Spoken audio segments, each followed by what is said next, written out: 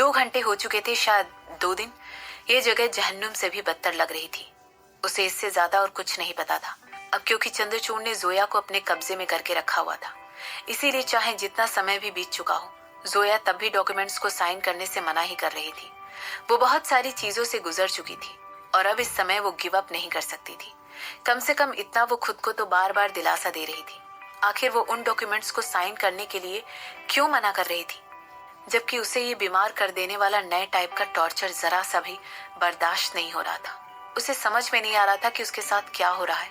उसने आज तक अपनी जिंदगी में ऐसा टॉर्चर कभी नहीं चाहा था। ये सिर्फ और सिर्फ इस वजह से था, शायद इसकी कोई ना कोई महत्वपूर्ण वजह रही होगी।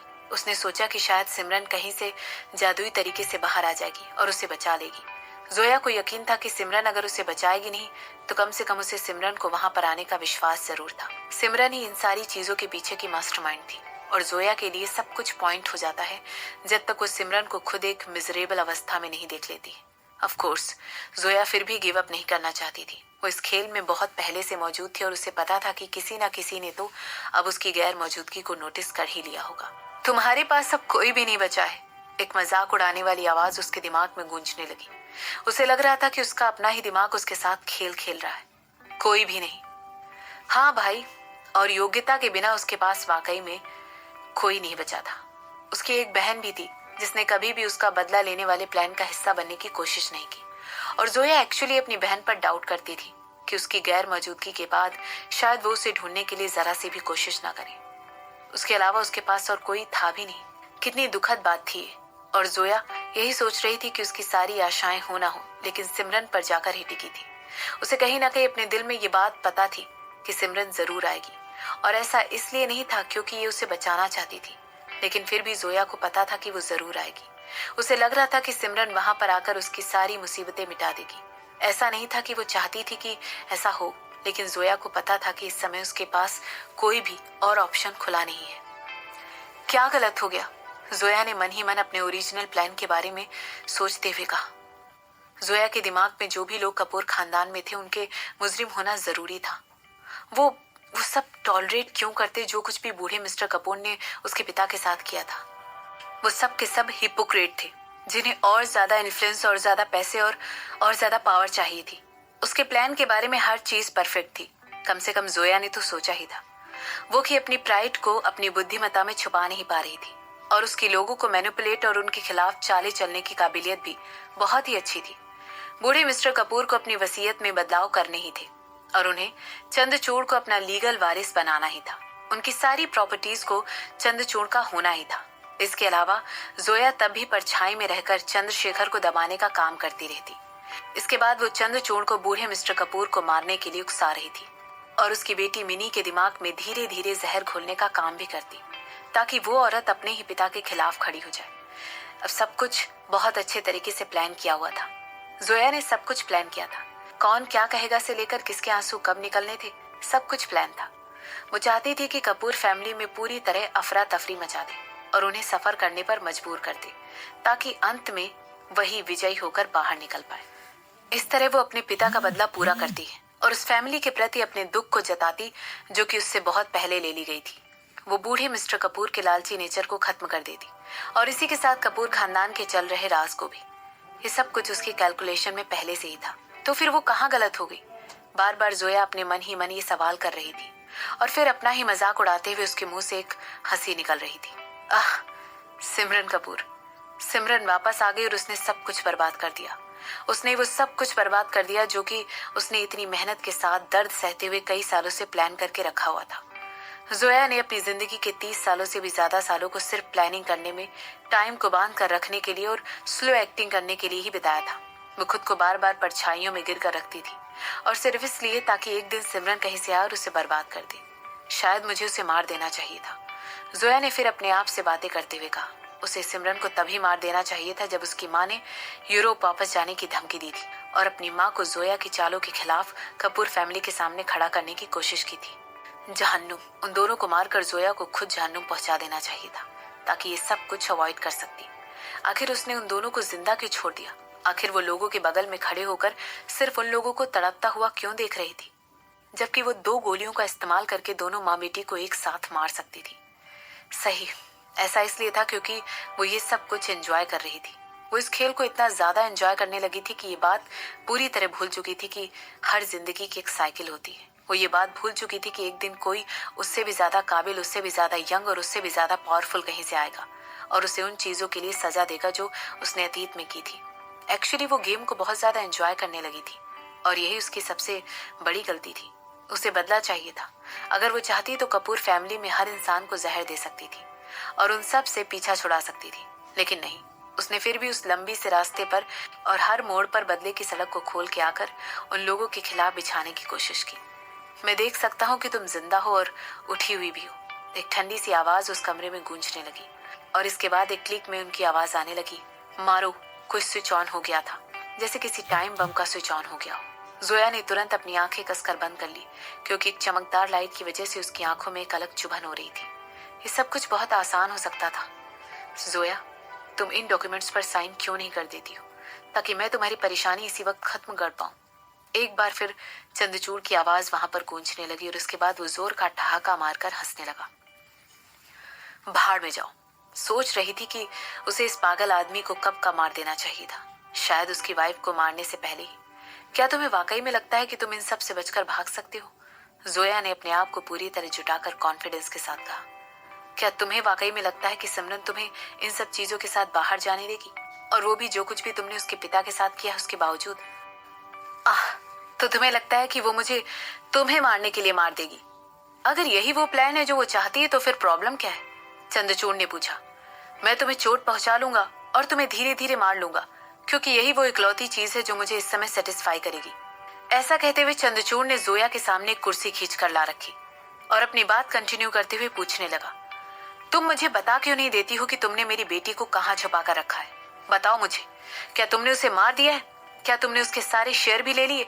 बताओ मुझे, ताकि मैं अपने लॉयर को कहकर एक दूसरा फॉर्म बनवा सकूं और तुमसे वो सारे शेयर भी वापस ले सकूं। इसके बाद तुम इन दोनों चीजों पर सेंड कर सकती हो और अपने मरने से पहले वो सारे शेयर मेरे नाम कर ट्रांसफर कर सकती हो। जोया चंद्रचूड़ की तरफ बड़ी ही हैरत के साथ घूर कर देखने लगी और जैसे ही वो अपने अंदर के गुस्से को कंट्रोल करने की कोशिश कर रही थी, उसका निचला होंठ थर थर कांपने लगा। कितने क्रूर आदमी हो तुम।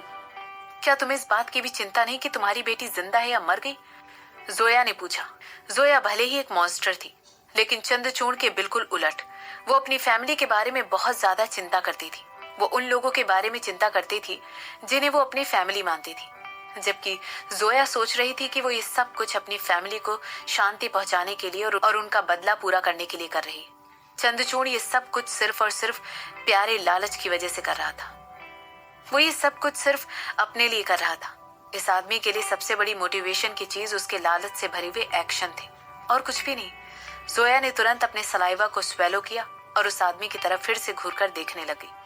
नहीं, वो वाकई में एक मॉन्स्टर था। जो आदमी इस समय उसके सामने खड़ा था वो एक मॉन्स्टर से कम नहीं था, ना कुछ ज्यादा ना कुछ कम। क्या तुम्हें लगता है कि तुम्हारे पास इस समय इस स्थिति में सवाल पूछने का कोई भी हक बाकी रह गया है? चंद्रचूड़ ने ऐसा पूछते हुए धीरे से जोया की तरफ देखा और मुस्कुराकर फिर से कहने लगा, नहीं, तुम्हारे पास वो प्रिविलेज नहीं है।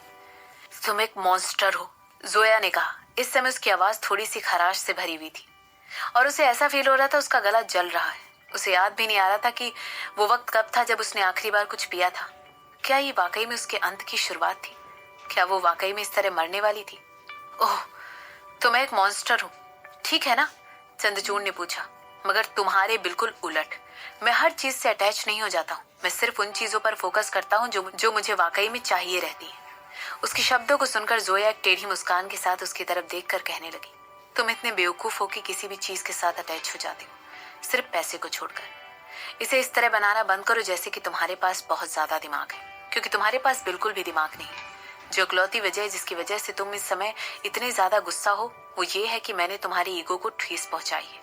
इसके अलावा बाकी सारी चीजों को हवा तुम सिर्फ इसलिए दे रहे हो क्योंकि तुम लालच से भरे हुए एक आदमी हो। और हाँ, तुम एक अलग तरह के मॉन्स्टर हो। जोया ने ऐसा कहते हुए चंद्रचूड़ के चेहरे के और ज्यादा डार्क होते हुए देखा।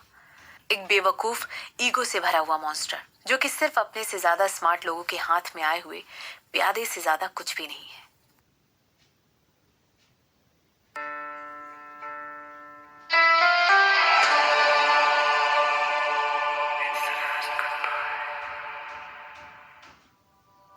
शशांक का घर। कपूर ग्रुप की बोर्ड मीटिंग कल के लिए स्केड्यूल करके रखी गई है। क्या तुम उसे अटेंड करने वाली हो? शशांक ने सिमरन को पेपर वर्क करते हुए देखा और उससे पूछने लगा।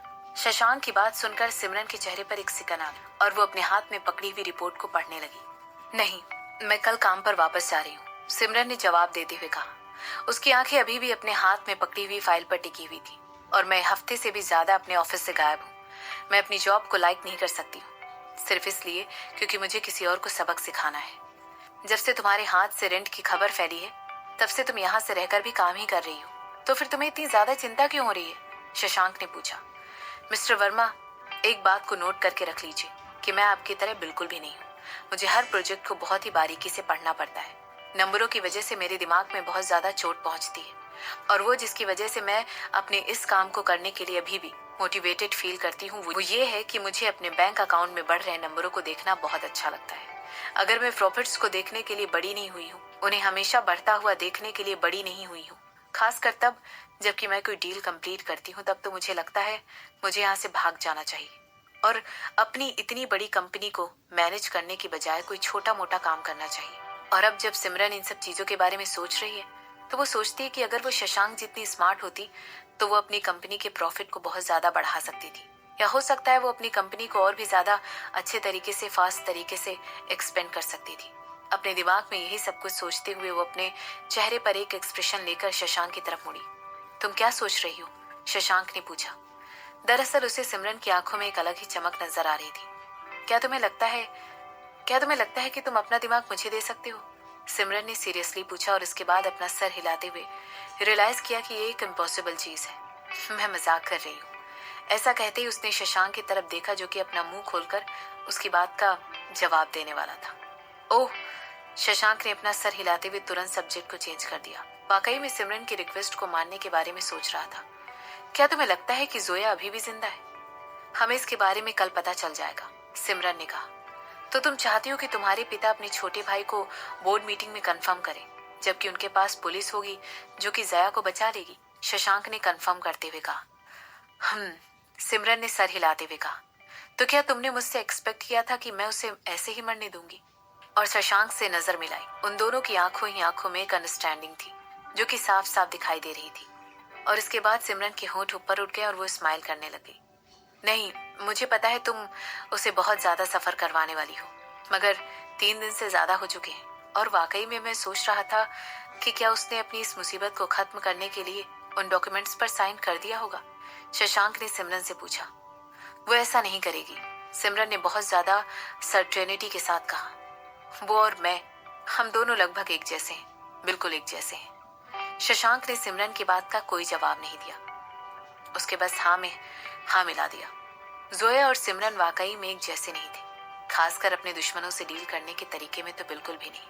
हालांकि उसे ये बात पूरी तरह समझ में आ गई थी कि सिमरन उसकी जितनी हार्टलेस नहीं थी, क्योंकि उसका लोगों पर पॉजिटिव इन्फ्लुएंस था और उसने उनकी जान तक बचाई थी।